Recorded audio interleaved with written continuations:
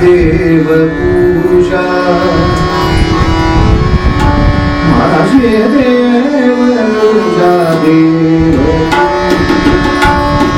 माझे देव पूजा देव माझे देव पूजा देव शरण दे गुरु राजा शरण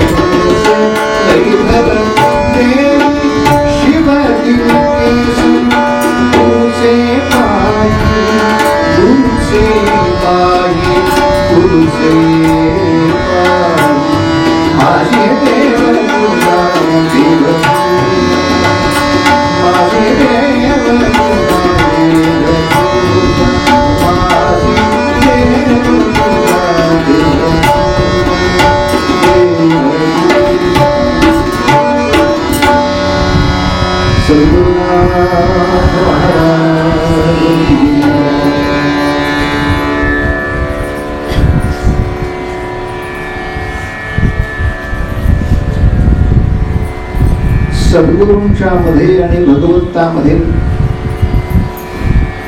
काहीही भेद नाही असं जरी म्हणत असले तरी भेद आहे.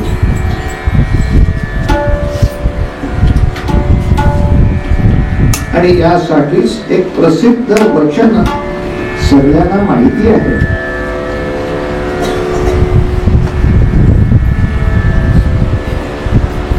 सद्गुरु आणि भगवंत दोघेही एकत्र दारात येऊन उभे राहिले तर पहिला नमस्कार कोणाला? म्हणजे भेद आहे ना. ते दोघं कितीही एक रूप मानले तरी गुरुचरित्र सुद्धा असं सांगतं, एक वेळ देव कोपला तरी गुरु रक्षण करेल, पण गुरु कोपला तर देव रक्षण करू शकत नाही. ही जी सद्गुरुनाथांची मदत. माझी देवपूजा चरण तुझे गुरु राजा, असं भगवंताच्या पूजेला गुरुच्या पूजेमध्येच सम्मिलित जे केलेलं आहे. गुरु पूजा झाली म्हणजे भगवंता तुझी पूजा झाल्यासारखीच आहे. का बरं असं? ते असं एक वेगळं कारण चिंतन म्हणून आपल्या समोर ठेवतो. आवडलं तर घ्या, नाही तर नेहमीच्या नियमाप्रमाणे जाऊ दे, काय उपयोगाचं नाही. जसं जत्रेत गेल्यानंतर बऱ्याच गोष्टी आपण पाहतो, काही फायद्याच्या असतात, त्या घेता येतीलच असं नाही, पण काही कशाही उपयोगाच्या नसतात, असं ठरवून टाकायचं. भगवंताचं भगवंतपण स्पष्ट करण्यासाठी त्याच्यामध्ये 6 गुणांची अपेक्षा सांगितलेली आहे. त्या 6 गुणांचं ज्ञानेश्वरीमध्ये विस्तृत वर्णन आहे. ज्ञान, वैराग्य, ऐश्वर्य, यश, श्री, औदार्य, हे साही गुणवर्य, वसती जेथ, येणे कारणे भगवंत. म्हणून भगवंताचं नाव षड्गुणैश्वर्य संपन्न. या 6 गुणांनी तो युक्त असतो म्हणून भगवंत. म्हणजे महाराज याबद्दल बोलायचंय का? नाही, अभंगाचा विषय गुरुपूजा आहे, तर विषय त्याच्या पुढे न्यायचा आहे. भगवंताला ओळखण्यासाठी 6 गुणांचं आणि गुरुला ओळखण्यासाठी 11 गुणांचं टाचण आहे. म्हणजे गुरु शोधन प्रक्रिया ही देव शोधनापेक्षा अवघड आहे. सद्गुरूंचं महात्म्य करण्यासाठी 11 प्रकाराने ते समजून घ्यावं लागतं. म्हणजे महाराज तुम्हाला हे 11 प्रकार कुठे सापडलं? हे काय आपल्या गुणाचं संशोधन नाही, हे समर्थ रामदास स्वामींचं संशोधन. त्यांनी आपल्या गुरु शोधन नावाच्या समासामध्ये आता ते सांगायला पाहिजे. समास कुठला, दशक कुठला, एकाच विषयावरचं चिंतन म्हणजे एक समास. असे 10 समास एकत्र झाले की एक दशक. असा दासबोध 20 दशकांचा 200 समासांचा. अगदी त्या दासबोधाचं पारायण केल्यानंतर सुद्धा अभ्यास सांगू शकतो की त्यातही बऱ्याच ठिकाणी पुनरावृत्ती आहे, पण ती बहुतांशी समजावून सांगण्यासाठी, पटण्यासाठी किंवा ठसवण्यासाठी अशी पण असू शकते. पण एकूण देव शोधनामध्ये काम सोपं आहे. या 6 गोष्टी सापडल्या की लगेच सर्टिफिकेट. पण गुरूंना विचारात घेण्यासाठी अरे देवा 11 गोष्टी बघायच्या, चला वेळ घालवण्यापेक्षा सुरुवात करूया. नाही तर प्रस्तावनेतच पुस्तक संपायचं, पानं कधी वाचायची. मग कोणत्या 11 गोष्टी मोजा? ज्ञान, वैराग्य आणि भजन, स्वधर्म कर्म आणि साधन, कथा निरूपण, श्रवण, मनन, न्याय, नीती, मर्यादा. या 11 गुणांनी युक्त सद्गुरू. तेव्हा आज जमतील तेवढे, बाकीचे उद्या. सगळ्या 11 आज कुठे? एका गुणावर माणसं 11 वर्ष बोलतात. त्यापेक्षा आपलं बरं आहे कडे शॉर्ट वर स्वीट. 11च्या 11 काय सांगायचं ते 2च फिरतात सांगा, फार वेळ काढू नका. तेव्हा पहिलं ज्ञानाबद्दलचं चिंतन सुरू करून तर समर्थाने आणखीन पण एका ओळीमध्ये सांगितलेलं आहे. मुख्य सद्गुरूचे लक्षण आधी पाहिजे निर्मल ज्ञान. आपल्याकडे व्यवहारामध्ये आपण माहितीला ज्ञान म्हणतो आणि परमार्थामध्ये अनुभवाला ज्ञान म्हणतात. आणि त्यामुळे दोहोंमध्ये महदंतर आहे. आम्हाला गुणाचे ज्ञान आहे म्हणजे काय, तो पिवळ्या रंगाचा असतो, तो चवीला गोड लागतो, तब्येत बरी असल्यास पौष्टिक असतो, तो उसाच्या कारखान्यातून जो रस येतो त्याच्यातून तयार होतो, त्याचा भाव असा असू शकतो. वेगळ्या पण खाल्लायस का कधी, त्याचं सेवन केल्यानंतरचा जो अनुभव, त्या गोष्टीला खरं ज्ञान म्हटलंय. बाकी सगळी आयटी सेक्टर आहे, राहतात आयटी, पण फक्त इन्फॉर्मेशन, त्यांच्यापाशी माहिती आहे.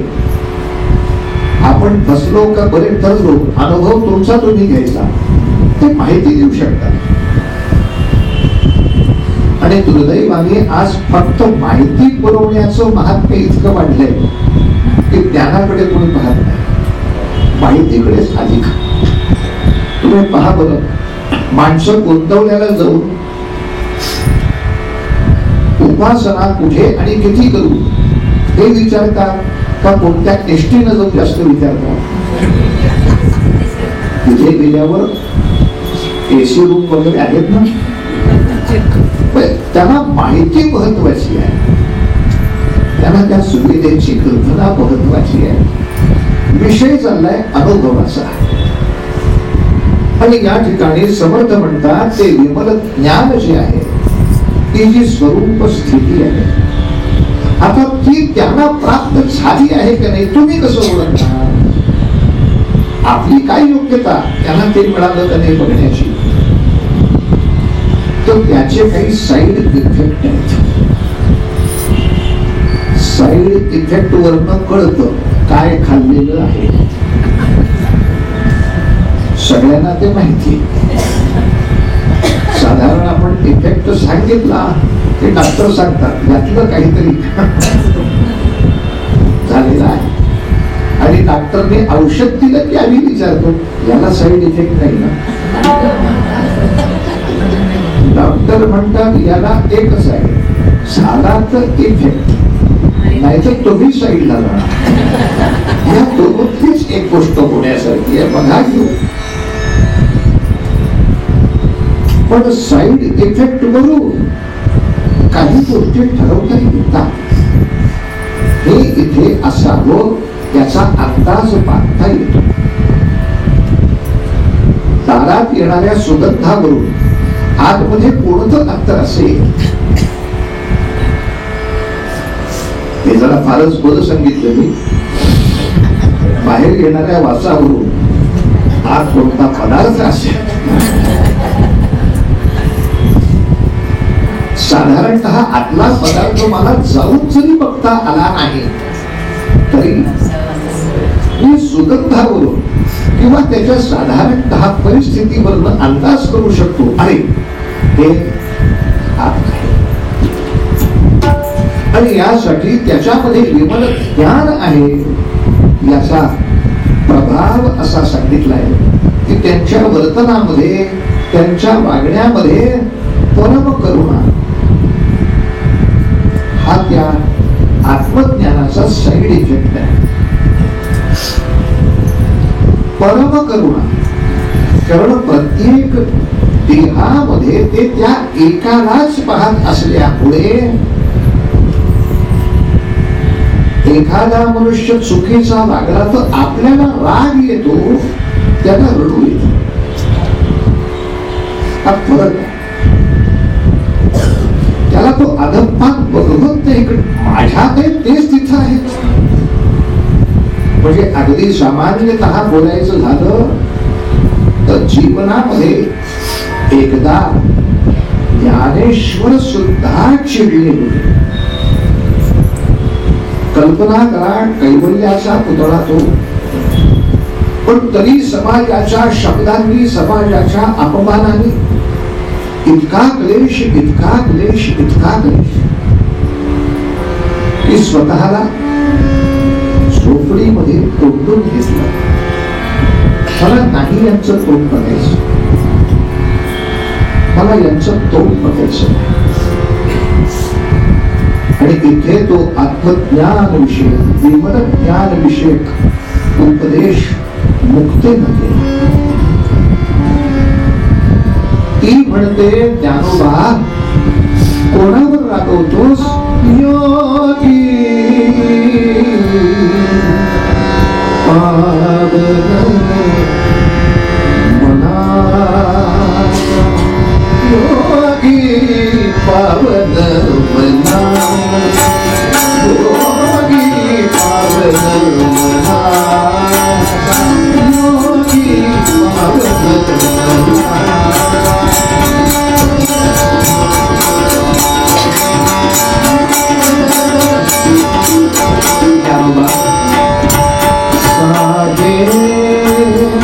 अपराध जनाचा साहे अपराध जनाचा योगी पावन मना, योगी पावन मना.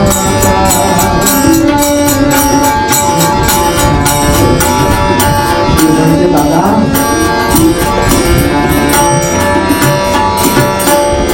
कळतरी दादा तुला किती त्रास झाला मला कळत नाही.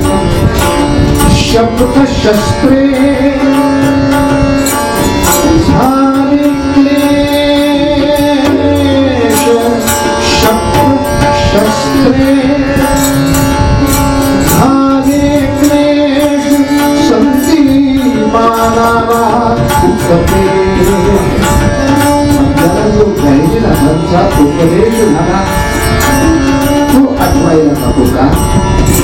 असं रागव कसं चालेल? विश्व रागे झाले बंधी, बंधी आग. त्या विश्वामध्ये सगळ्यांच्या एकमेकांत वर्षा रागाने आग पेटली. आपलं काम काय? अजून रागवायचं. संत कृपे भावे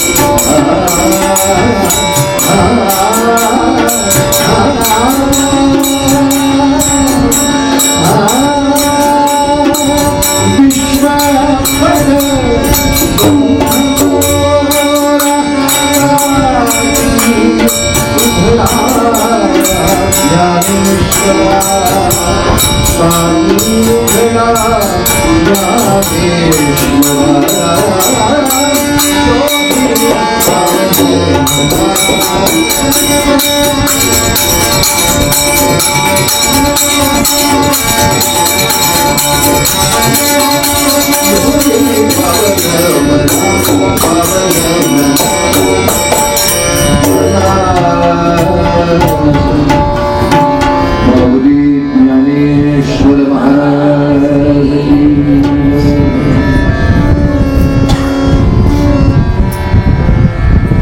विश्व हा पट आहे.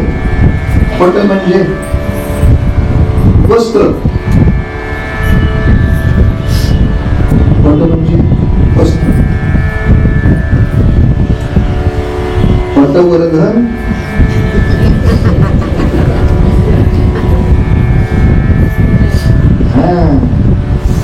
पण चांगले पटवर्धन असतील तरी तिथलं पट मिळण्यासाठी आवश्यक काय?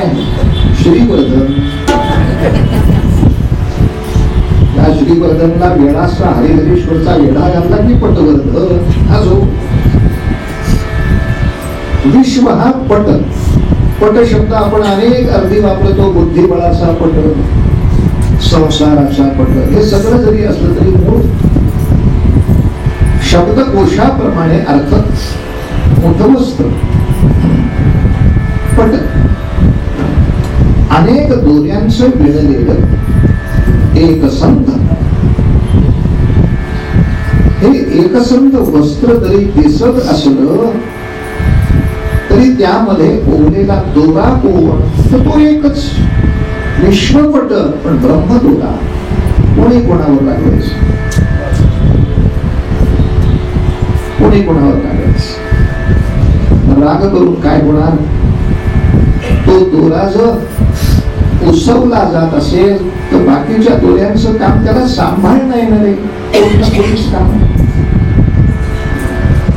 अशा रीतीनं सर्व विश्वावरती समान करुणा जे करू शकतात तसं आचरण दिसलं समजून चालावं याला विमल ज्ञान प्राप्त आहे.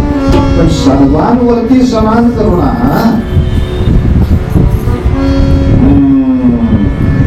बरेच आहे ते काहींवर करुणा करू शकतात. जेव्हा त्या करुणेमध्ये भेदाभेद दिसतो तेव्हा समजून चालायचं हा वास काही मोदकाचा नव्हे, याच्यामध्ये विसरण आहे, याच्यामध्ये विमलत्व नाही. विमल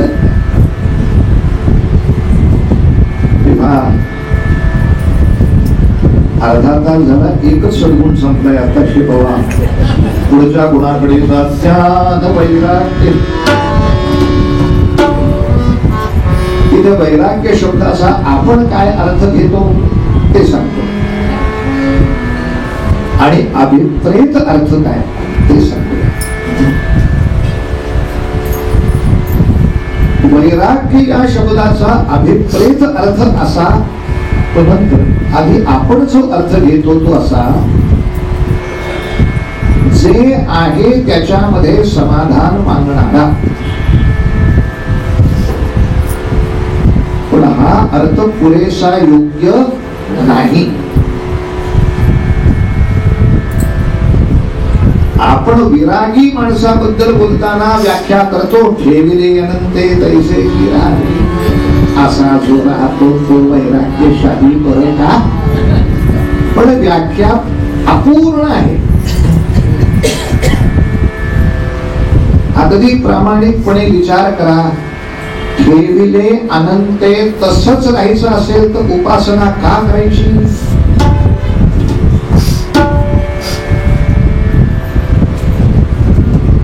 अभ्यास का करायचा? आनंदाने काय तुला अभ्यासाचा गट पाठवलेला नाही, राहत असाच. नोकरी का करायची? गुणात आहे त्याच्यातच समाधान मानायचं, असंच वैराग्य द्यायचं असेल तर गीता तरी का सांगायची? अर्जुन भिक्षा मागायला तयारच आहे ना. सगळी सामान्य माणसं कीटकासारखी जगायला तयारच आहे. मग सद्गुरूंनी काय करायचं? आणि सद्गुरूंना सुद्धा हे सांगू की कशाला उगाच आमचा उद्धार करायच्या मागे लागताय. कशाला पाहिजे उद्धार, ठेविले आनंदे, मला गटारात ठेवू नये, असू दे तिथेच.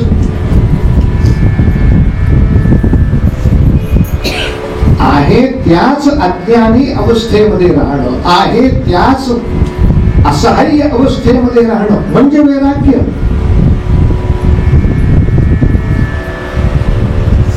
व्याख्या चूक असं नाही म्हणत, पण अपूर्णता आहे ना. अन्यथा मला सांगा, महाराजांच्या चरित्रात डोकावून पहा. ज्या जमिनी वडिलार्जित होत्या, ज्याचा भावंडांमध्ये कायदेशीर वाटा महाराजांना मिळाला पाहिजे असा विषय होता, त्या आपल्या वाट्यावर पाणी सोडून, नाही मिळाला तर नाही मिळाला, आहे माझं घर तेवढं पुरेस आहे असं म्हणून महाराज थांबले काय?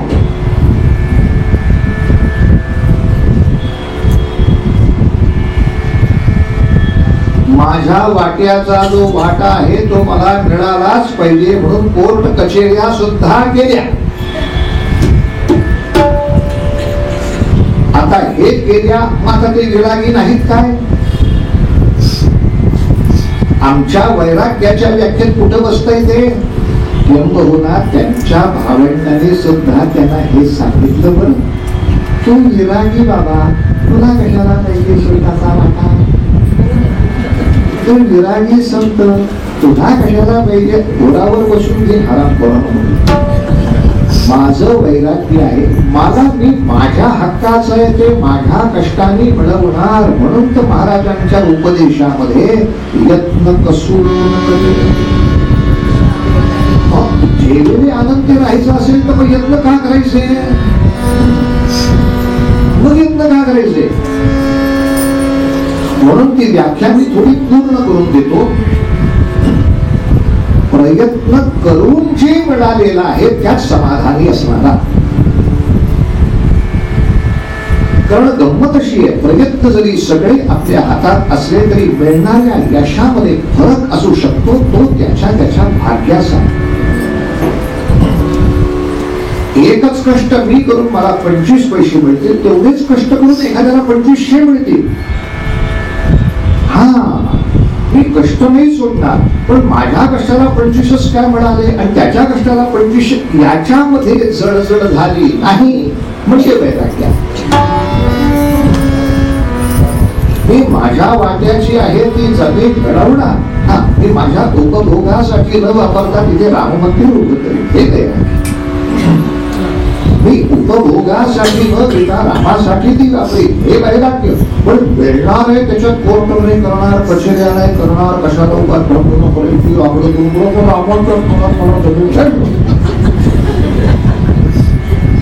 असले प्रयत्न शून्य विरागी ना गीतेला मान्य आणि नाही सद्गुरूंच्याही गाण्याला मान्य. म्हणून आपण थोडीशी व्याख्या पूर्ण करायला पाहिजे की आहे त्याच्यात समाधान मानणार आहे, चूक नाही, हे बरोबरच आहे, पण अपूर्ण. प्रयत्न करून जे मिळालेलं आहे त्यात समाधान. माझी रोजची भाकरी मिळवण्यासाठी जे कष्ट करायचे ते करावेच लागणार आहे. ते केल्यानंतरही जे मिळतं, आता हे पुरेसं नाही मिळालं तरी आता पुरे. पण याचं कसं होतं, मी पण कीर्तनच करतो, हे पण कीर्तन, अचानक पोट दुखायला लागला, लगेच डॉक्टरच्या दवाखान्यात धाव. अलीकडे सगळ्या डॉक्टरांकडे ते ज्युनियर डॉक्टर असतात, ते मेले मध्ये मध्ये नाक घालता सारे. ज्युनियर डॉक्टरनीच पहिली नाडी पडली, काय खाल्लं काय आलं. सिनियर डॉक्टरला बरोबर आम्ही माहिती. तो म्हणाला, बाळा काहीही विचारू नकोस, काल बुवांचा उपास होता. तो काय अक्कल कमी आहे त्याची, उपासामुळे झाला असेल, ते दर आठवड्याला करतात. किती वेळा आले, आज आले, आपण काय होत आहे.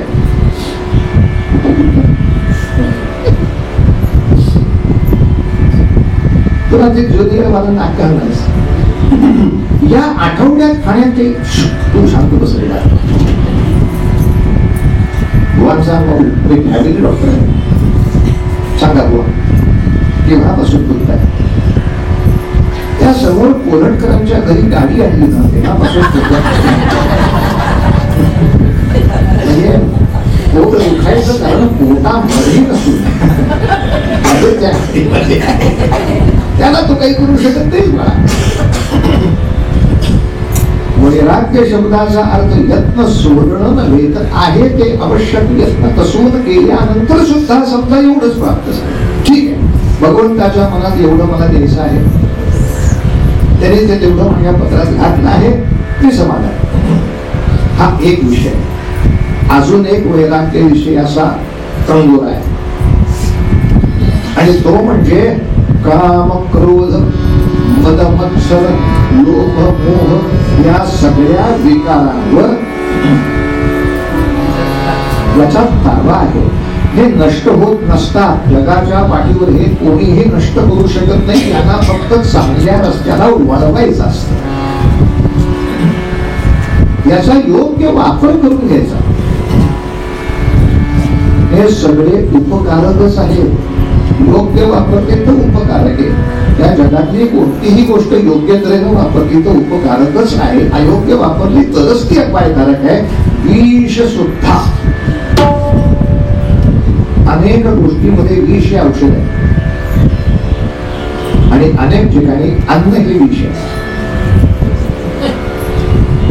त्यामुळे जगामध्ये अयोग्य काहीच नाही. योग्य अयोग्य हा वापराचा विषय. त्यामुळे काम क्रोध लोभ मोह मद मत्सर याच्यात वाईट काही नाही. तुला ते कसे वापरता येतात एवढंच महत्वाचं. तेव्हा त्या कोणत्याही विकाराने माझ्या मनस्थितीमध्ये फरक पडणार नाही. पुन्हा एकदा महाराजांची कथा सारखी आठवते. तोच प्रसंग जेव्हा त्याची कडाक्याची भांडणं चालली होती प्रॉपर्टी बोलूच आणि महाराजांना एवढं चिडलेलं भक्तांनी कधी बघितलेलं नाही. त्याला त्यांच्या हार्ट बीटची काळजी वाटली. तिथूनच मागे म्हणून सांगितलं हे भांडणा पुरत आहे, आत काही नाही, शांत.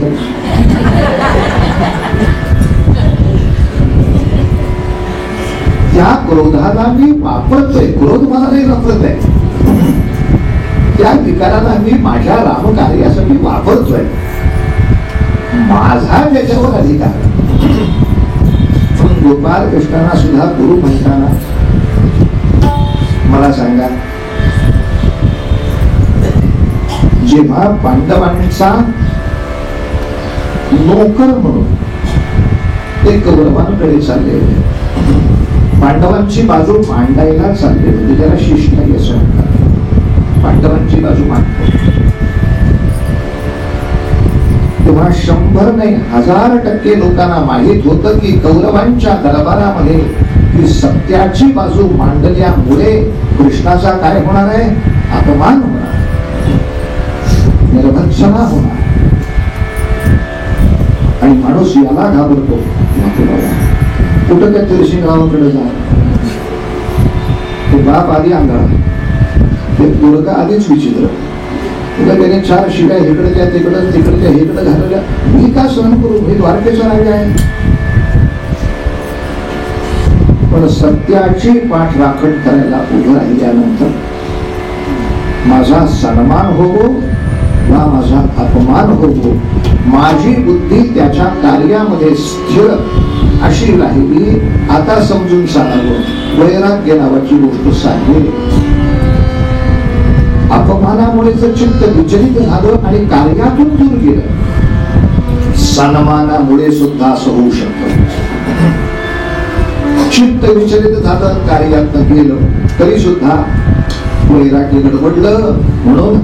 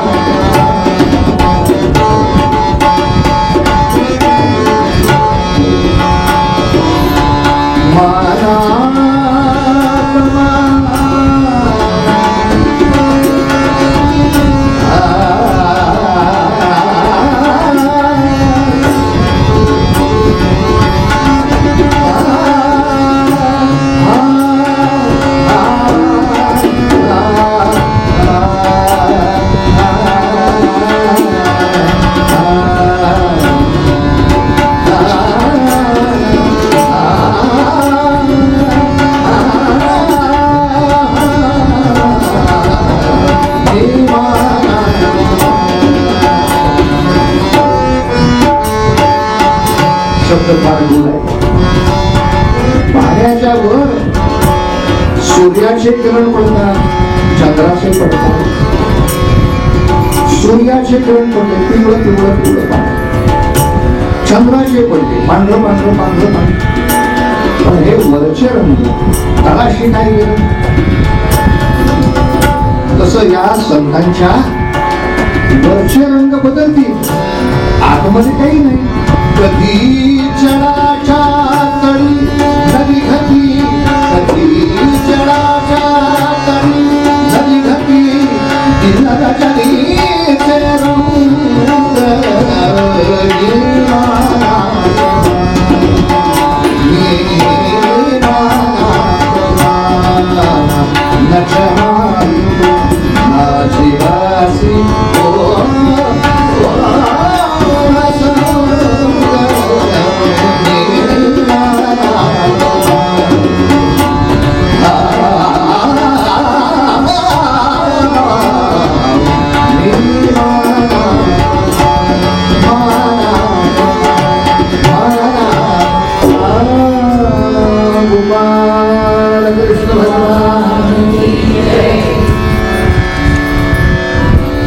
सर्व विकारामध्ये, सर्व मनाच्या विपरीत अवस्था होतील अशा परिस्थितीमध्ये सुद्धा स्वतःच्या ध्येयापासून विचलित न होणं हे सुद्धा एक वैराग्याचं लक्षण मानलेलं आहे.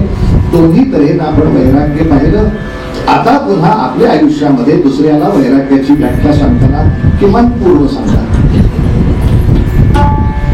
बाळ्या आहे त्या समाधान असं न शिकवता याच्यापेक्षा कसं वाढेल याचा प्रयत्न कर,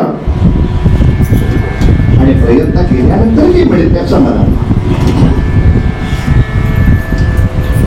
100 पैकी 200 मार्क मिळाले पाहिजे एवढा प्रयत्न कर. आता 90 मिळाली ना, आता समाधान. तर मेला 90चे पेढे सुद्धा वाटत नाही का याला 92 मिळाले. मला सांगतो तुला 90 मिळाले. यत्न कसून करीन मी यश दे रामा, न दे तुझी सत्ता. पण यश देण्याची सत्ता देऊ नको. एखाद्या गोष्टीसाठी यांना सोन्याचं रथ मिळेल, आम्हाला लोखंडाचा मिळेल, स्कूटर चालवतील, त्यात काय प्रयत्न करून मिळेल त्यात समाधान. आणि कोणत्याही परिस्थितीमध्ये मनाची समतोल अवस्था वैराग्य. म्हणजे महाराज तिसरं काय, देवाकडे जाताना ज्ञान वैराग्य ऐश्वर्य हा विषय आहे. संतांच्याकडे जाताना ज्ञान वैराग्यानंतरचं लक्षण आहे भजन. आपण म्हणाल ते असं ते 24 तास टाळीवर बसलेले दिसत नाहीत महाराज. म्हणून पुन्हा एकदा भजनाची पण व्याख्या ओळखताना कळलं पाहिजे आपण साधकांत सगळे साधक आहात. जेव्हा साधना करतो आपण इथे एक माळ झाली, अगदी मनपूर्वक झाली, आनंदाची माळ ठेवली, महाराजांसमोर डोकं टेकवलं, महाराजांना सांगितलं येतो बरं उद्या.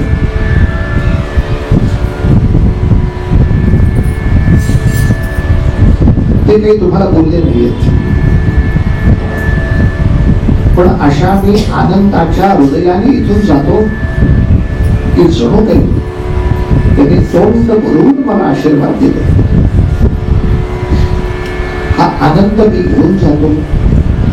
सद्गुरूंच्या मौनातही भजन आहे.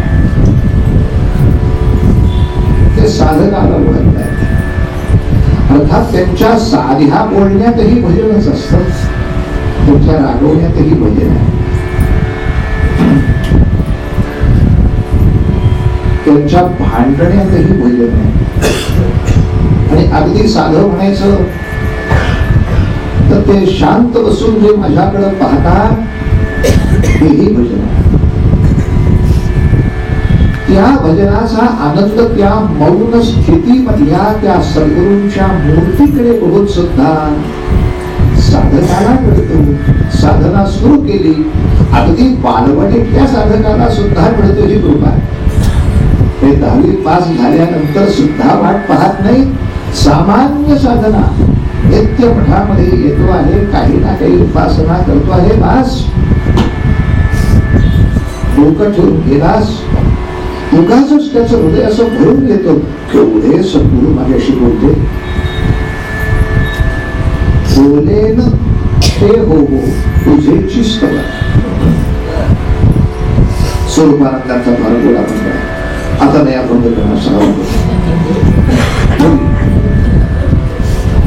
एका ठिकाणी थांबूया आणि ते म्हणजे भजन या शब्दानंतर स्वधर्म कर्म असा शब्द आलेला आहे. स्वधर्म कर्म शब्दाचा तुमच्या डोक्यात आला अर्थ तो अचूक आहे, तोच आहे, त्याला पूर्ण करायची काही आवश्यकता नाही. धर्म आपलं कर्तव्य, विश्व स्वधर्म सूर्य पाहू त्यातला स्वधर्म. माझं काय कर्तव्य आहे? मी या घरातला मुलगा आहे, मला हे माझ्या घरासाठी केलं पाहिजे. या घरातली जी मुलगी आहे त्या घरासाठी मला केलं पाहिजे. या घरातला मी जावई आहे यासाठी केलं पाहिजे. या घरातली मी सून आहे ते केलं पाहिजे. या समाजाचा मी हा असा घटक आहे, एवढं मला माझा धर्म आहे. फक्त इथे सस्पेन्स आहे आणि तो सस्पेन्स ठेवतच थांबायचं म्हणजे मालिका चालू. टीव्हीच्या सगळ्या सिरियलचा हा नियम आहे. कुठलाही एपिसोड कधी संपवायचा, काहीतरी सस्पेन्स मारले का झालं नाही याच्यात, तिथं थांबता आलं पाहिजे, इथंच थांबायचं आहे. कसं की स्वधर्म कर्म या दगडावर समर्थ चरित्राला घासताच येत नाही. समर्थ रामदास स्वामींना गुरु म्हणायचं असेल तर ते ज्या आईच्या पोटी जन्माला आले तिची जी इच्छा होती मुलगा म्हणून त्यांनी जे घरासाठी करायला हवं होतं नाही केलेलं.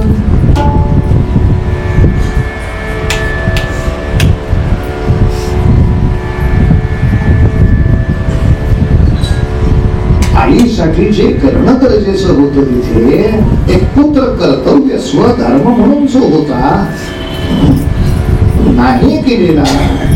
पण ज्या समर्थ रामदास स्वामींनी स्वधर्म कर्म नावाची गोष्ट त्यांच्या जीवनामध्ये केलेली दिसत नाही, आम्हाला कशाला शिकवलं आहे. आणि मी जर म्हटलं अहो केली आहे तो सिद्ध करा, आज तर सस्पेन्स आहे. आता कसं सिद्ध करणार ते उद्या बघणार आपण त्यासाठी. कारण ते स्वधर्म कर्माच्या मध्ये परायण आहे. संतांचं कोणतंही वचन आचरल्याशिवाय कधीच सांगितलेलं नाही. त्यामुळे स्वधर्म कर्म खरंच केलं ना समर्थ रामदास स्वामी दिसताना तर दिसतंय नाही बुवा केल्यासारखं दिसत आहे. मग कोणत्या चष्म्यात बघितलं म्हणजे ते गेलं असं मला दिसेल ते पाहूया. पण तोपर्यंत भगवंता अजूनही सद्गुरूचं जे महात्म्य आहे त्या महात्म्याचे शब्द देव पूजा देव माझी देव पूजा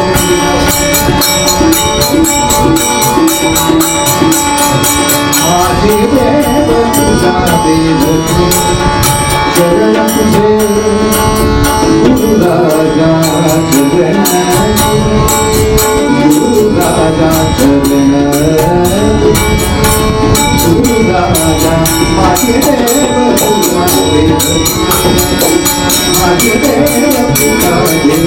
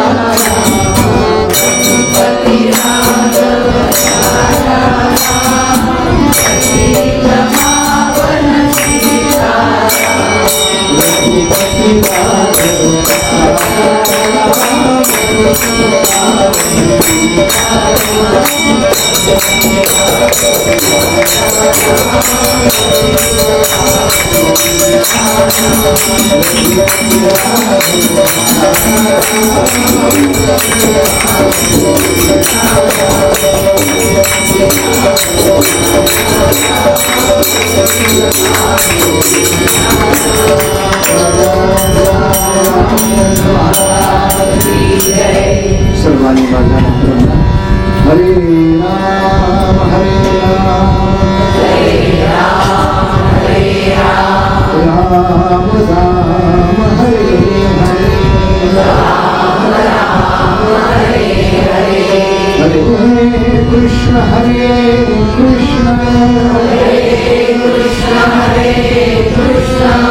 कृष्ण कृष्ण हरे हरे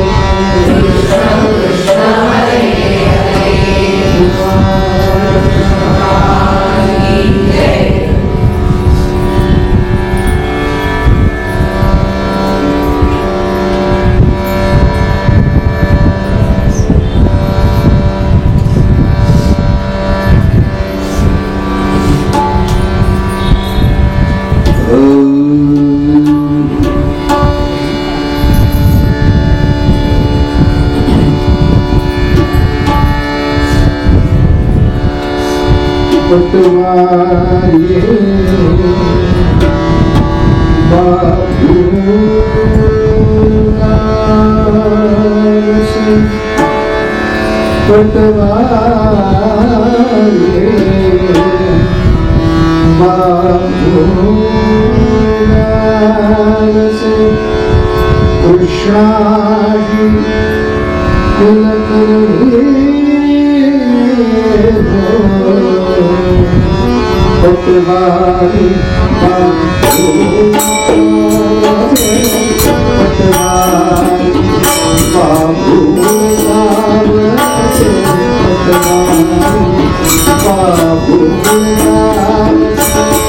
कृष्णाजी पटवारी कृष्णाजी कुलकर्णी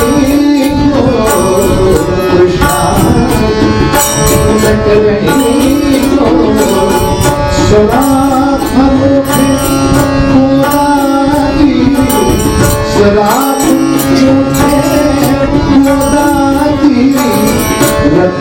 जगदम्बा चरणी जगदम्बा चरणी पटवारी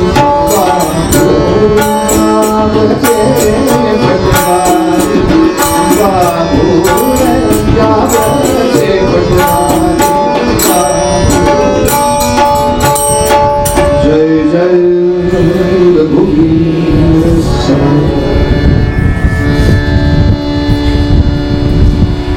नाशिक जिल्ह्यामध्ये भरपूर गावाच्या शेजारी बोलेच्या तीरावर जे बाभूळ गाव नावाचं छोटसं गाव, या गावामध्ये निवास करणारे कृष्णाजी पंत कुलकर्णी अत्यंत विश्वासू सोनार म्हणून प्रसिद्ध. दोन्ही विरुद्धार्थी शब्द म्हटलो नाही, सोनार आणि विश्वासू तेच ते. साधारणतः मराठी भाषेमध्ये ती म्हण आहे, सज्जन सोनार सापडणे मोठी अवघड, ईश्वर नामाचा आधार घेऊन सुद्धा फसवतील. अर्थात एक आहे, सगळंच जर आहे त्या भावात केलं तर त्या बिचाऱ्याचं घर कसं चालावं याचाही विचार केला पाहिजे. तेव्हा त्याचा काहीतरी लाभ सांभाळून तो काम करणार हे धर्माला मान्य आहे. आपण का नाही म्हणावं? हा, गैरफायदा घेऊ नये हे बरोबर आहे, पण फायदा घेऊ नये अशी अपेक्षा. अगदी आहेत त्या किमतीत वस्तू या सगळ्या पाट्या फक्त खोट्या असू शकतात. कारण ती ज्या दुकानावर लावली या दुकानाचं भाडं कशात जाणार आहे? तू 5 रुपयाची वस्तू 5 रुपयाला विकलीस, 1 रुपया काय आकाशात पडतो. विचार एवढाच, सोनार म्हणजे सहसा असं फसवणार नाही, योग्य तो दाम कुणीही घेईलच. आणि अशा या कृष्णाजी पंताला पत्नी सुद्धा फार छान मिळाली. वत्सला नावाची पत्नी मिळाली, अगदी नावाप्रमाणे वत्सला म्हणजे गोठ्यातल्या गाई कुलांच्या पासून ते येणाऱ्या जाणाऱ्या पै पाहुण्यापर्यंत अत्यंत वात्सल्य. पण या कृष्णाजी पंताचं थोडस दुर्दैव असं, या वत्सलेला एक मूल झालं. आता नवीन एक सुंदर पटवारी लोक सुधाराचं काम करणार, बाबूळ गावाला मिळणार अशा गोड कल्पनेमध्ये सगळी असताना अचानक छोटासा आजार होऊन ते पोर मेलं. ते 2 महिन्याचा असतानाच संपलं. आणि तो संसर्गजन्य आजार आई काही त्याला सोडत नव्हती. तोच आजार आईलाही झाला. वत्सला देखील जगातून गेला. जीवनामधला हा प्रचंड मोठा आघात कृष्णाजी पंताला सहन करता आला नाही. त्याने आपलं सगळं व्यवसाय, घर त्याच गावातल्या दुसऱ्याच्या स्वाधीन केलं. मी केव्हा परत येईन मला माहित नाही, पण आलो तरी मी काही व्यवसायामध्ये पडणार नाही. कुठेतरी कोपऱ्यामध्ये पडून राहील, नको हा संसार. तीर्थयात्रेसाठी बाहेर पडले. कुठे जायचं नक्की नव्हतं. सैर भैर झालेलं मन. अशा सैर भैर मनाच्या अवस्थेमध्ये मात्र जगदंबेचा तो उपासक असल्यामुळे पहिला मुक्काम सप्तशृंगी वणी त्या देवीचं दर्शन घेतलं. आता म्हणजे देवीचं दर्शन घेतलंय, पुढे पुढे जाऊया. आता तिच्या मुलाकडे जाऊया. अष्टविनायक केले. पायी यात्रा प्रत्येक ठिकाणी जावं, काही ना काही अनुष्ठान करावे. अरे या अष्टविनायकांमध्ये मी अडकल्यामुळे देवीकडे दुर्लक्ष होते का काय? मन सैर भैर असत. नको, असं नको व्हायला. काय ज्या यात्रा करायच्या, जी क्षेत्र बघायची ती देवीचीच पाहुणा. या नियमाप्रमाणे प्रवास करता करता कोल्हापूर गाठलं आणि कोल्हापूरच्या देवळामध्ये सप्तशतीचा पाठ सुरू केला. महिषासुर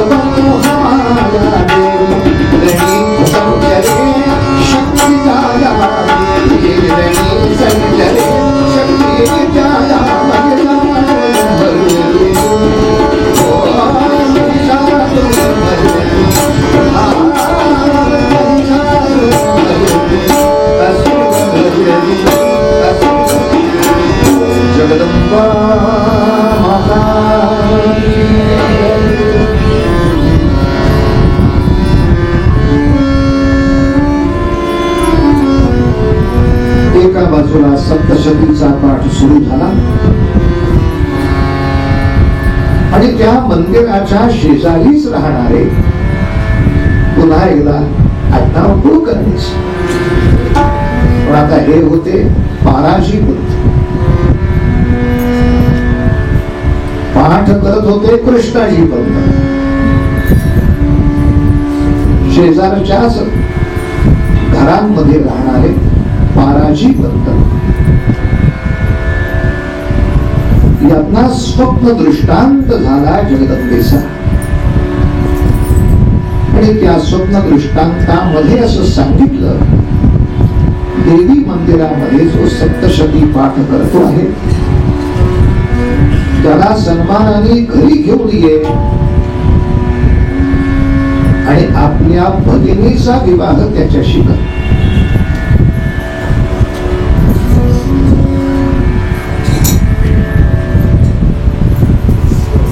असं देवी स्वप्नात येऊन सांगते का? हो, हे उपासना करणाऱ्या लोकांचं चरित्र आहे. हा आपल्या प्रांताचा विषय आला नाही तर अजून आपण त्या क्षेत्रातले नाही समजावं, शांत बसावं. जोपर्यंत अजूनही सकाळचं स्वप्न चहा पायावर सांडला एवढंच आहे, तोपर्यंत ह्या परमगतीला पुढे पोचावं. अगदी साक्षात जगदंबा समोर उभं राहून आपल्याशी बोलते आहे. इतका भास, इतका भास. अर्थात पाराजी पंत विवेकी मनुष्य. ते अंबाबाईच्या मंदिरामध्ये गेले, दर्शन घेतलं, सगळं मंदिर धुंडलं मंदिरामध्ये नुसतंच दर्शन करणाऱ्यांची आणि दर्शन करणाऱ्यांचं दर्शन करणाऱ्यांची बरीच गर्दी. या सगळ्या गोंधळात पाठ कोण करतो आहे? आता सप्तशतीचा पाठ त्यांनाही माहीतच असल्यामुळे मंत्राच्या उच्चारावर पण अरे हाच तो मनुष्य असावा. साधारणतः हे वय पूर्वीच्या काळी लवकर लग्न व्हायची, म्हणजे जवळजवळ 15व्या-16व्या वर्षी सुद्धा साधारण पहिलं पोर ते 20व्या वर्षी होऊन जायचं.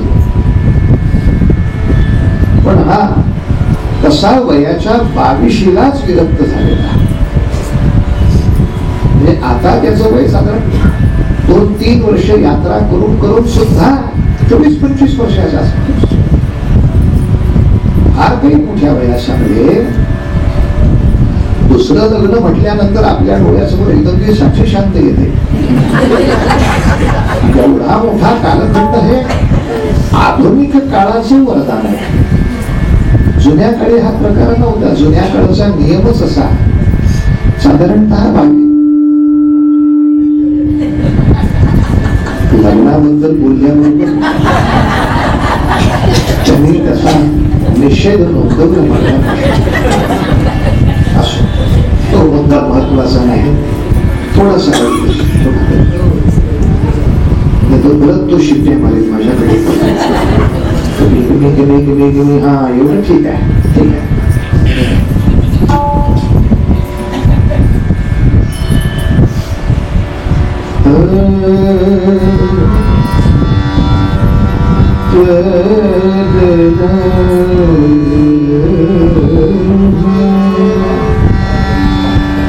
त्यांना ओळखलं महाराजी पंतांनी. साष्टांग दंडवत करून त्यांना प्रार्थना अशी केली, आपण जे मंदिरात पाठ करता आमच्या घरी करा. लाभ तो नाही. एक मंदिरामध्ये तुम्ही मंत्रोच्चार करत असतानाच माणसं इतकी गोंगाट करत असतात की त्या मंत्राच्या स्पंदनाला तेवढं कार्य करता येत नाही. त्या गोंगाटामुळे ते झापडलं जात. त्या मंत्रोच्चारासाठी जो निवांतपणा पाहिजे त्या वातावरणात तिथे नाही. तोही मिळेल. आणि पुन्हा आपण समजा इथे धर्मशाळेमध्ये असाल आणि जेवणाचे काय करता? ओम भगवती भिक्षांती, माधुकरी मागून जेवतो. हा दुसरा पहिला. कसला? की माधुकरी मागण्यात वेळ जाणार नाही आणि माधुकरी मध्ये जे येईल ते सप्तशती पाठाला योग्य अन्नच येईल असं कोणी सांगावं? अनेक वेळेला राजस तामस सुद्धा पदार्थ त्यात येतात. त्या घरच्यांना काही आपण सांगू शकत नाही. पण पाठाच्या वेळेला ते वर्ज आहेत. नियम असा आहे की नाही मिळालं ते 15 घरं पाहू तर नाही, 5 घरं म्हणजे 5च घरं. 5ही घरात नाही मिळालं तर आजूपास. असं जे त्याचं एक कोणत्याही अनुष्ठानाचे नियम आहेत. अनुष्ठान करणं जितकं महत्वाचं तितकं ते त्या नियमाने त्याच्यामध्येच बदल जास्त. या दृष्टीनं सुद्धा तुमच्या सात्विक भोजनाची उत्तम सोय करता येईल. आणि असे सगळे सांगून घरी आणले. घरी आणले. 7 दिवस उत्तम तऱ्हेने त्या सप्तशतीची आवर्तन, देवीची भक्ती, त्यांना वेगळी अशी खोली करून दिलेली, त्याला सगळी सजावट, उत्तम त्यांचं आदरातिथ्य, स्वागत वगैरे वगैरे वगैरे जे जे काही. पण बालाजी पंतांना हा विषय काढायला अवघड गेलं. कारण कसं आहे, कोणी एखादा सामान्य माणूस असं म्हणू शकतो की तुला तुझ्या बहिणीच्या लग्नाची काळजी असल्यामुळे तुला असं स्वप्न पडलं. मला मला स्वप्न पडलं, ठीक आहे, माझ्या डोक्यात सारखी काळजी, माझ्या बहिणीचं काय होणार, बहिणीचं काय होणार, म्हणून झालं. काय सांगू या माणसाला. आणि अशा संकटातून जगदंबेनंच तारलं. ते म्हणजे असं की सप्तशतीचा पाठ ज्या दिवशी पूर्ण झाला त्या रात्री हाच दृष्टांत कृष्णाजी पंतालाही झाला की ज्यायोगे आता त्याची परिस्थिती अवघड. आता मी कसं सांगावं, पण स्वाभाविक आहे ना, त्या घरात तो 7 दिवस राहिलाय. ती कन्या त्यांनी पाहिलेली आहे, म्हणजे अर्थात पराजी पंतांची पत्नी, ते सगळेच त्यांच्या सेवेमध्ये आहेत. पण तुम्हालाही आवडली म्हणून तुम्ही देवीच्या नावे ठोकून दिली थाप, असं यांना वाटलं तो, असं यांना वाटलं तो, असं मनामध्ये द्वंद्व निर्माण झाला. आणि शेवटी पराजी पंतांनी त्याला तोंड फोडला की महाराज, माझ्या बोलण्याचा काहीही गैर अर्थ काढू नका. आपण आमचा इथे तपस्या पूर्ण केलेले तपस्वी आहात, तर मी तुम्हाला इथे बोलवलं ते सप्तशतीचा पाठ होण्यासाठी नव्हे. असा जगदंबेचा दृष्टांत झाला. ही गोष्ट आपल्याला असत्य वाटू शकते, वाटली मला क्षमा करा. मी काही तुमच्या डोक्यावरती जबरदस्ती देणार नाही. जगदंबेचा आशीर्वाद प्रसाद देऊन आपण प्रस्थान करावे, काही हरकत नाही. मग कृष्णाजी पंतांनी विषय काढला. आता म्हणले मी पण हीच वाक्य सांगतो की माझ्याही बोलण्याचा काही गैर अर्थ काढू नका, पण तुम्हाला जो स्वप्न दृष्टांत झाला त्यापेक्षा माझ्या दृष्टांतात आणखीन 2 गोष्टी वाढल्या आहेत. कारण जेव्हा जगदंबा बोलली या मुलीचा स्वीकार कर, तेव्हा मी सांगितलं जगदंबेला नाही, आता या मार्गाकडे जायचे नाही असे सांगितले. तर जगदंबा थोडी आग्रहाने म्हणाली, 2 पुण्यात्मे जन्म घेण्यासाठी वाट पाहत आहेत, त्यांना वाट करून देण्यासाठी तरी का होईना, तर 2 विभूतींना प्रकट भावया, 2 विभूती प्रकट भावया, 2 विभूतीना प्रकट भावया, पदत संन्यासी येई तो घरासन, पदत संन्यासी येई तो घरासन,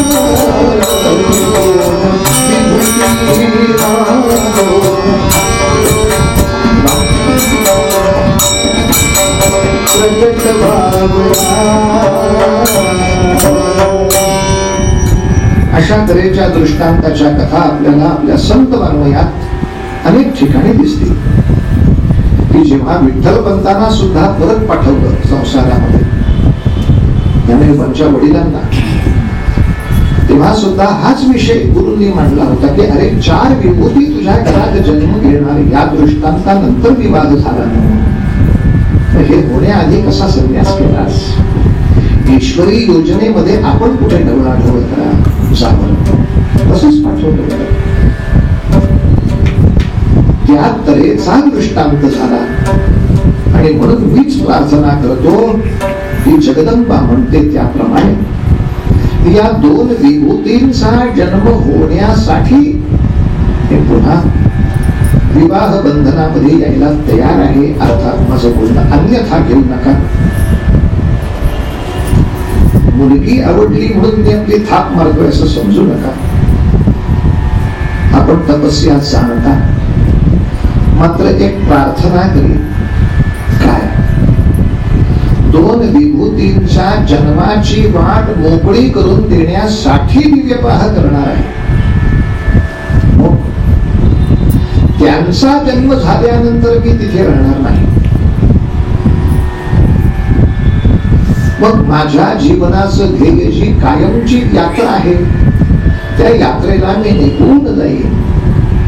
या मुलीच्या म्हणजे तुमच्या बहिणीच्या 2ही मुलांना पुढच्या कालखंडात तुम्ही सांभाळाल.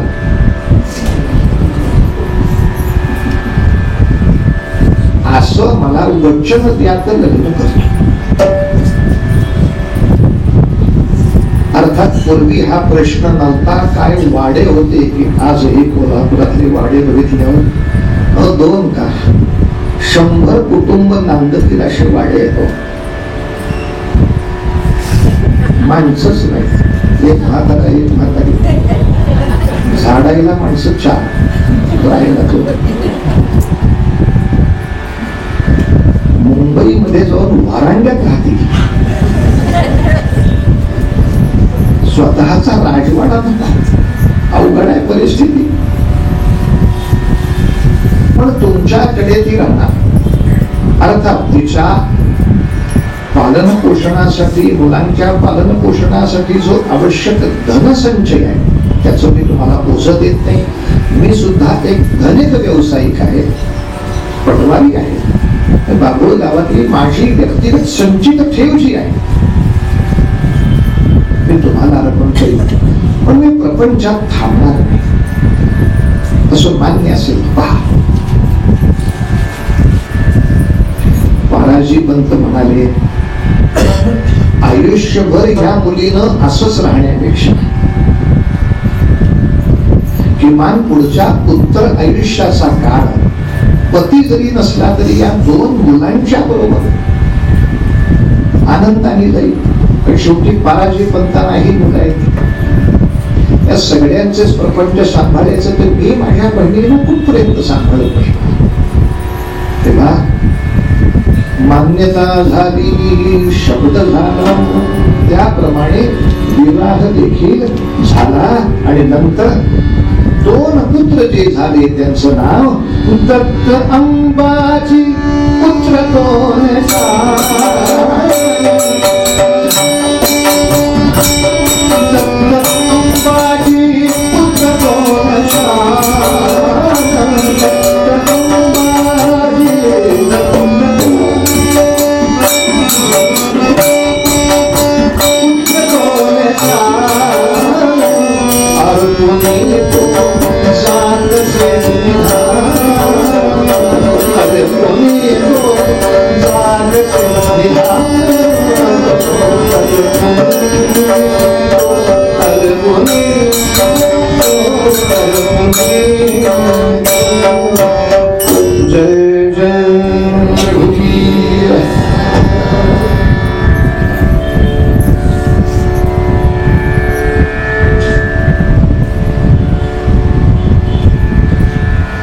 हे 2 काही जोडे भाऊ नाही आहेत. काही 1 वर्षभर संसार झाला. कोल्हापुरामध्ये विवाह होऊन पत्नीला घेऊन जेव्हा हा बाबूळ गावात गेला तेव्हा गावात काय झालं असेल आपल्याला कल्पना आहे. हे संन्याशी आले. आता सगळ्यांना कुठे तो जगदंबेचा दृष्टांत सांगत बसला. पण ज्याला घर आणि व्यवसाय हाती दिला होता प्रामाणिक माणसं आला. इतकी प्रेमळ नाही माणसं. घर परत त्यांचं त्यांना. सोनारकीचं सुद्धा हे सगळं संचित ठेवलेलं आहे. वापरायचं असेल तर करा सोना. तेव्हा वर्षभराचा उत्तम प्रपंच. मग थोरला अंबाजी त्याचा जन्म. त्याच्या बाललीला कुठेतरी 2-3 वर्षाच्या होऊन अंगणामध्ये अंगा खांद्यावर तो छान खेळतोय, बाबांकडे शिकतोय. मग दुसरा बंधू दत्तात्रेय त्याचा. आणि दत्तात्रेय सुद्धा जेव्हा 2-3 वर्षाचा झाला म्हणजे 6 वर्ष संसार झाला. मात्र कोल्हापुरामध्ये परत आले. हा थोरला अंबाजी, हा धाकटा दत्तात्रेय आणि ही त्यांची आई. पराजी पंतांच्या घरी आल्यानंतर त्यांनी शब्द दिला होता, कुठेही कपाळावर आठी सुद्धा न बाळगता या बिचारीचा चांगला प्रपंच व्हावा यासाठी जे कष्ट करायचे केले का नाही? आता तेही केल्यानंतर जे मिळालं, शक्यता अशी पण होती आता चाललाच आहे चांगला प्रपंच, तर प्रपंच सांभाळतच परमार्थ करू असं मनात यायला जागा होती. ठीक आहे, नाही आपण शब्द दिला आहे त्याप्रमाणे आता ती या भावाच्याच घरी राहते आहे. आणि पुढच्या आयुष्यामध्ये कृष्णाजी पंतांचं काय झालं इतिहासाला माहित नाही. बहुतेक अशीच यात्रा करता करता त्यांचं जीवन कुठेतरी संपलं, त्याची नोंद या जगात कुठेच नाही. पण या तिघांची तरी नोंद कशाला ठेवली आहे आणि त्या महाराजी पंतांची कशाला? महाराजी पंतांनी अत्यंत प्रेमान आपली मुलं जिथे शिकतात तिथेच याही दोघांचं शिक्षण अक्षर ओळख. पूर्वीच्या काळी काही ते 100 सब्जेक्ट नव्हते. अक्षर ओळख हिशोब थोडासा करता आला आणि जास्त मोठं शिक्षण म्हणजे ग्रंथ वाचन, पोथी वाचन. पूर्वीच्या काळी अंबाबाईचं कोल्हापूरचं देऊळ सोडावं, भारतातल्या सगळ्या मंदिरात वर्षानुवर्ष दुपारचं पुराण, केवढी मोठी विद्यापीठ होती. आज त्यांची संख्या आणि विस्तार बघून आपलं हृदय दडपून जातो. 18 पुराण, 18 उपपुराण, अधिक वेद, अधिक उपनिषद, अधिक शास्त्र ग्रंथ कधी ऐकून व्हायचे? होत होते. मला अजूनही अगदी 25-30 वर्षापूर्वीच सुद्धा आठवते कसबा गणपतीला जे कानडी गुरुजी आणि त्यांच्याबरोबर जे महाळकर गुरुजी अखंड वर्ष आणि बाहेर पाठी एकच असायची, हे 8 महिने विष्णू पुराण चालू राहणार आहे, त्याच्यानंतर अग्नी पुराण. दर वर्षाला एक म्हटलं तरी 36 वर्षात 36 होतात ना पुराण ऐकून, काय नाही म्हणता, रोज गेलं पाहिजे.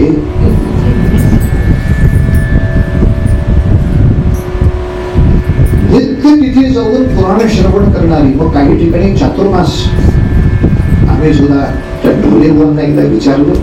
ढोलेबुवा म्हणाले मुंबईला एकाच मंदिरामध्ये चातुर्मास करायचा. चातुर्मास करायचा म्हणजे 4 महिने रोज कीर्तन करायचं.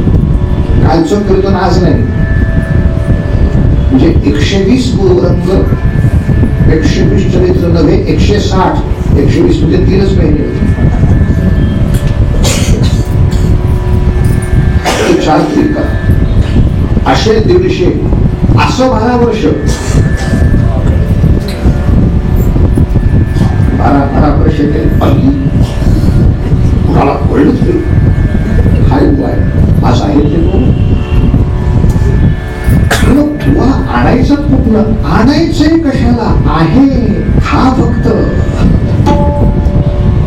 आमच्या पूर्वजांनी तुम्हाला कमवायचे सुद्धा कष्ट ठेवलेले नाही. वाङ्मयच एवढा आहे.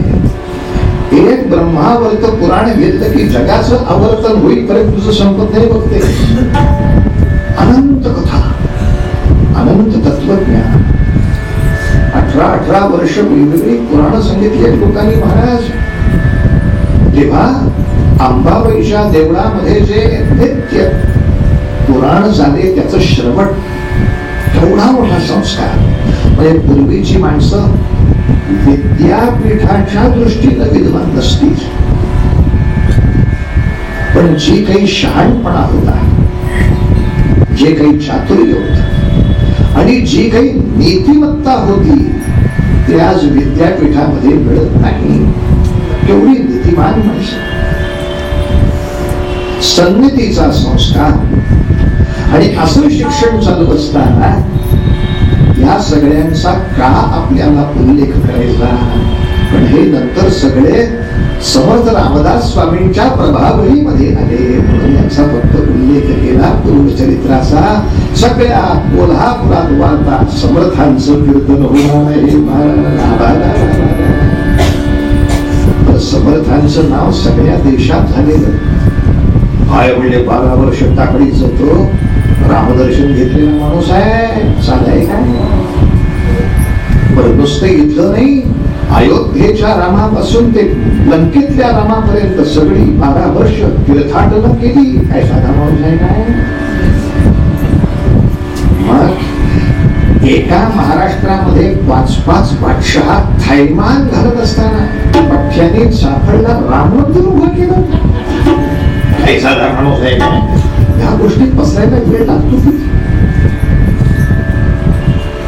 नवनाथांच्या पासून ते ज्ञानतत्त्यांपर्यंत सगळे लोक त्यांच्या भजनी लागले. काही साधा माणूस आहे? तेव्हा समर्थ येणार असतील तर कीर्तनाला अशी झोपड हे 2 तास आधी जाऊन बसायचं. जागा पडला अर्थात आपण तो अंबाबाईचा परिसर पाहिलाय, पण त्या काळात दिवे पण नाही. स्वतःच्या हातात कंदील घेऊन द्यायचं. म्हणजे जाण्याआधी संध्याकाळी पहिला उद्योग काय तर कीर्तनभर टिकेल एवढं लागेल आहे का? अरे फक्कन गेला दिवा चालायचा नाही हो. सगळ्यांच्या हातात कंदील, आपापल्या घरातली कामं, काठ्या, त्या काळातले वॉटर बॅग. 4 तास कीर्तन चालायचं आहे. कारण ती समजा झोपलीस तर त्यांच्या अंगावर घालायला शाली. याच्या इतकं मॅनेजमेंट विद्यापीठात तरी मिळतंय का? काय उपयोग नाही. तुम्ही PhD होऊन येतं का तुम्हाला? असा थाप सगळा जनसमुदाय बसलेला, ज्यामध्ये 12 आहेत, त्यांची पत्नी आहे, त्यांची मुलं आहेत. पण ही लक्ष्मी म्हणजे त्यांची भगिनी ती आहे. तो दत्तात्रेय बसलाय, तो अंबाजी बसलाय. सगळे कीर्तन ऐकताय महाराज. हरे रामा हो जय राम, राम हो जय राम, जय राम हो जय राम, राम हो जय राम.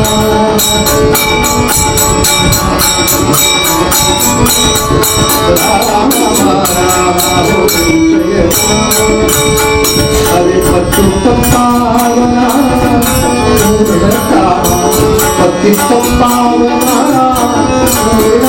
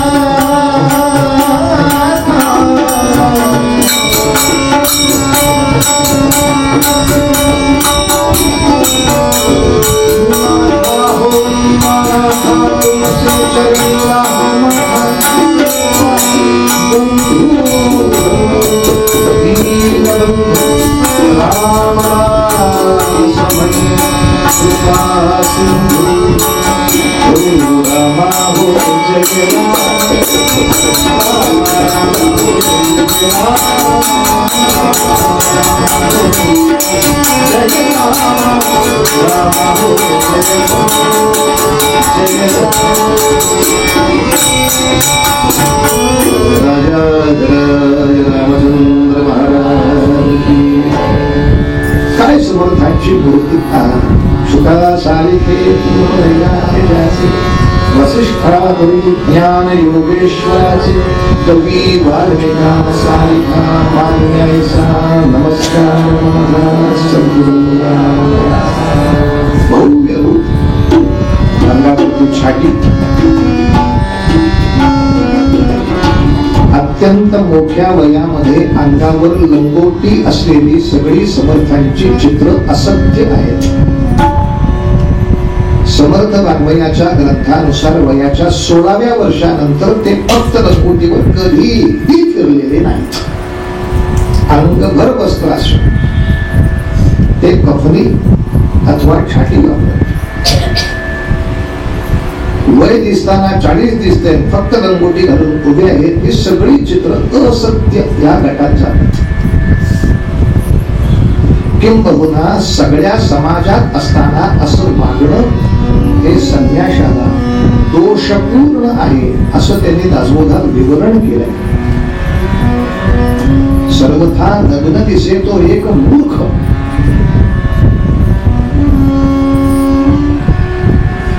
चार लोकांमध्ये कसं वागावं हे कितीही संन्याशी झाला तरी त्याला कळलं पाहिजे. वैरागी माणसाला कळलं पाहिजे. कितीही वैराग्य असलं तरी ते विवेकाला सोडून नको. हा विवेकाचा अट्टहास करणारे समर्थ तेव्हा कुठे नुसत्या लंगोटीवरती म्हटलं तर त्याला म्हणून कीर्तनानंतर भेट आहे का? तुला कुबडी दाखवतो समर्थाशी का सत्य बोलावं. या छाटीतून दिसणारं भीमरूपी महारुद्र असं समर्थांच्या कपडाला टेंगूळ, ज्याला आपल्या भाषेमध्ये आवाळू असं म्हणतात, असं ते आवाळू. त्याच्यावरनं प्रचंड चेका, दाढी, पायामध्ये लाकडाचा खडावा. ही मूर्ती पाहिल्यानंतर माणूस आदराने मान खालीच केली पाहिजे. भारावला जायचा.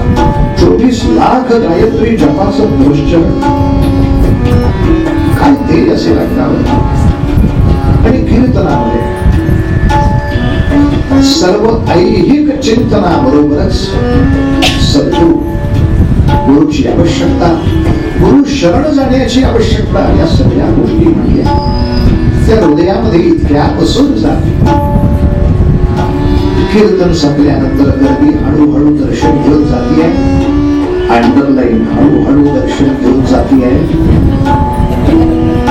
तुला रेटा रेटी ढकला ढकली.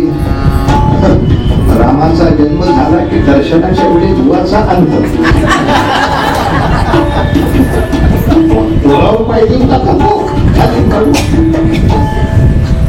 आम्हाला ते मंदिरातली माणसं पण दिसतात. मग मला पळता येतं ना, काय संबंध. राम जन्म झाला म्हटलं की उलट पडायचं, पळत सोडायचं, हा पिसात जाऊन बसायचं. इथं थांबणार तर रामाचा जन्म तुमची कुठे दिली शिवाय काय. शांतपणे सगळ्यांनी दर्शन घेतलं आणि पाराजी पंतांनी प्रार्थना केली, महाराज आमच्याकडे भोजनाला याल काय.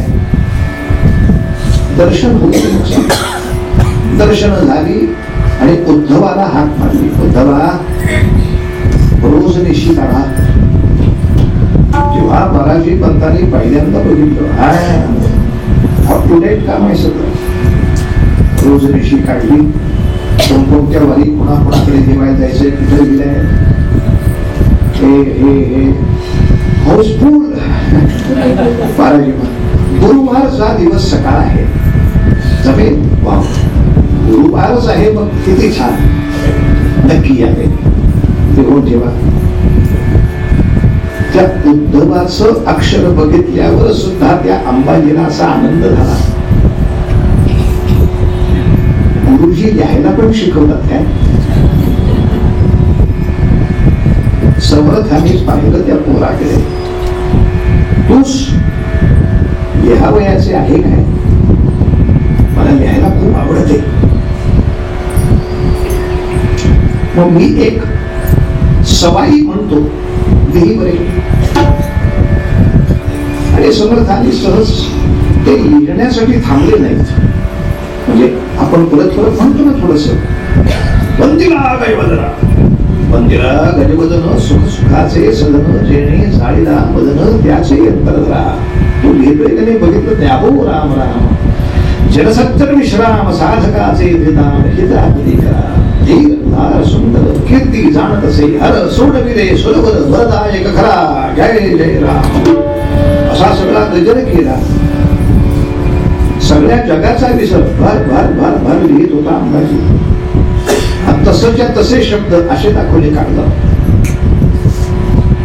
वा, जरा पुन्हा पुन्हा सांगा म्हणणारे बरेच लेखनिक पाहिले. शेवटी त्यांना पुन्हा पुन्हा सांगताना मी काय सांगत होतो हेच विसरायचो. काय सांगत होतो बरं, छान पोरगा आहे, ये हो ये, गुरुवारी येतो. अरे गुरुवारी येतो म्हटल्यानंतर काय त्या घरामध्ये सोमवार पासून फुलं जमवणं सुरू. बाराची बंद म्हणजे काय काढावं का? अरे गुरुवारी यायचे, सोमवार पासून फुलं आणून करायचं काय? नुसतंच निर्माल्य दाखवायचं का काय? 4 दिवस आणत होतो. पण सगळं आत्तरदाणी काय, फुलदाणी काय, ते सजावट काय, झाडलोट करणं काय, समर्थांना बसायला कुठलं आसन द्यायचंय, ते आसन काय, अरे सगळं हे छान सजवलं. आणि ह्याला अंबानीला धीर कुठला? तो त्या घराच्या वरच्या मजल्यावर माडीवर आपल्याकडे कौलावच्या वर जी असते जागा, तिथून मागून बघतोय कुठल्या गल्लीत समर्थ येतात, कुठल्या गल्लीत नाही. पण अंबाबाईच्या देवळाकडं ती येताना दिसले. मेल्याला पायऱ्या उतरायचा सुद्धा भान नाही. तिथनं जी उडी मारली, तर उडी मारली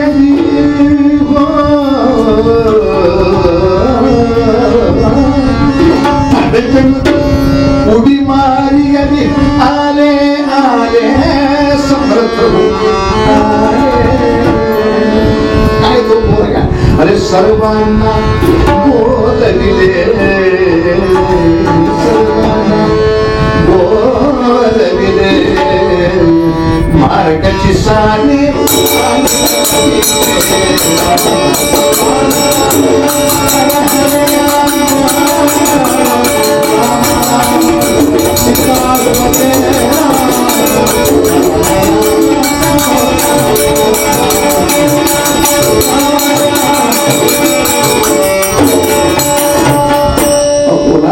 छान सनईवाले वगैरे आणले होते. सगळ्यांनी सनई सुरू केली, चौघडे सुरू केले. महाराजांच्या मार्गावरती फुलांच्या नुसत्या राशीच्या राशी.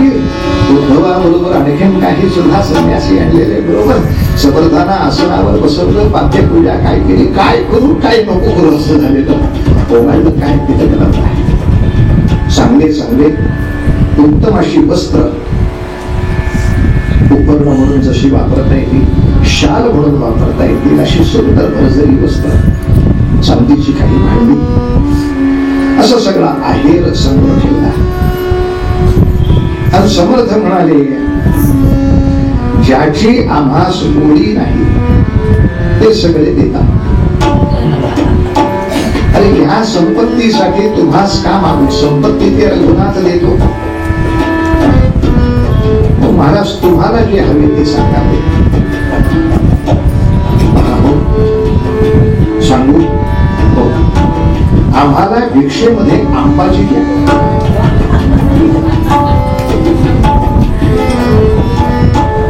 अर्थात त्याला चालत असेल तर हो, जबरदस्ती नाही. आंबाची जाशील का समर्थांबरोबर पुन्हा उंच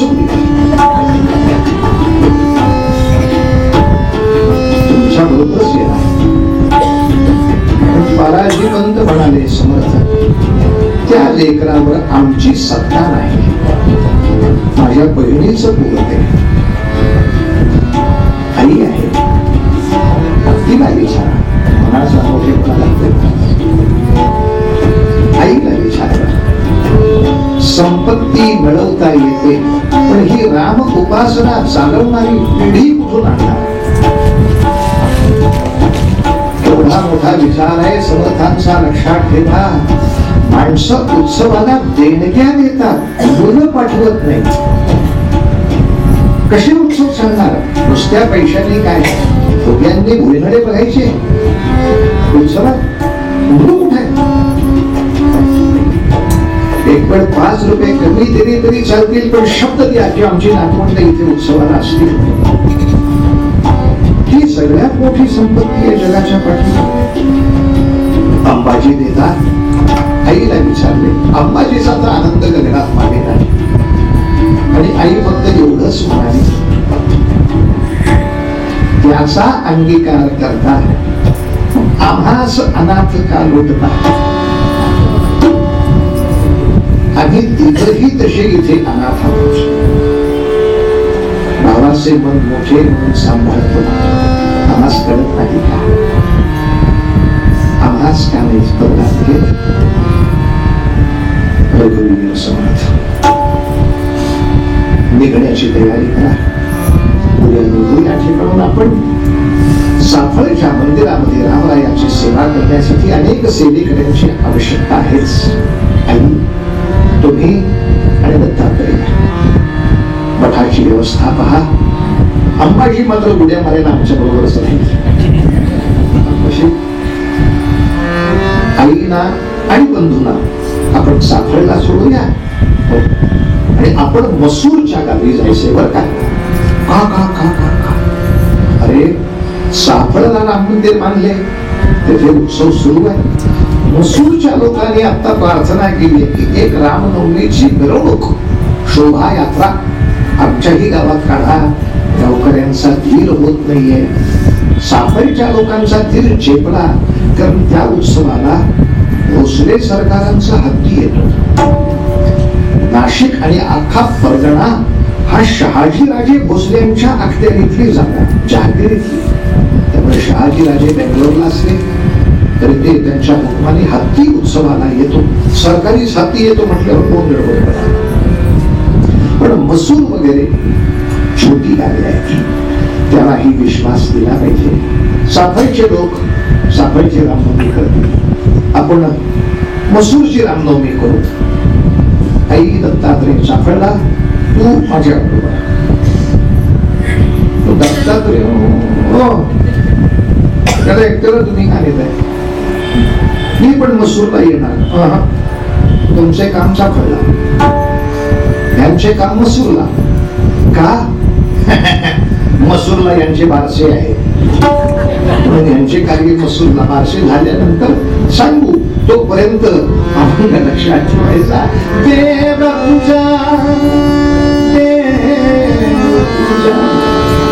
अंबाजी पुढच्या जीवनामध्ये कल्याण स्वामी, ते कल्याण स्वामींचं पूर्ण चरित्र. मसूरला त्यांना कल्याण नाव मिळाला म्हणून समर्थ म्हणाले तिथे यांचं माणसं आहे, यांना काय येतं, यांचं माणसं तिकडं करायचंय म्हणून कल्याण स्वामींचं हे पूर्वचरित्र.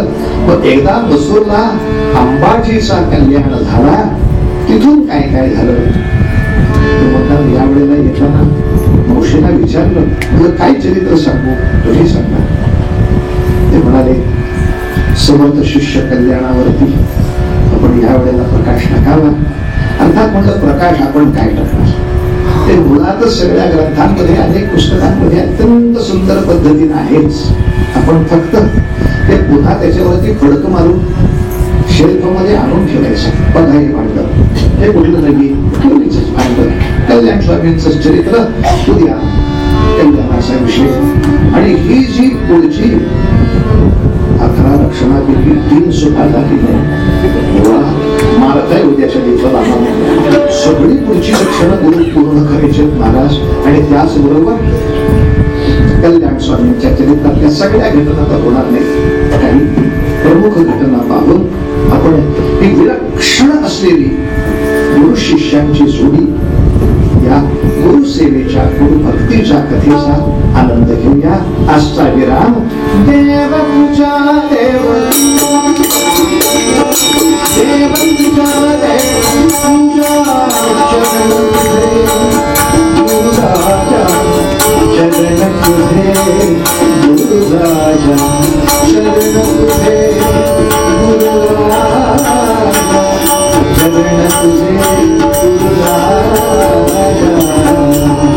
माझी देव देव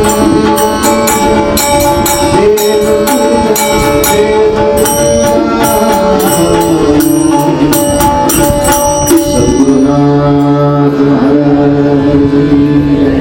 वर्षाची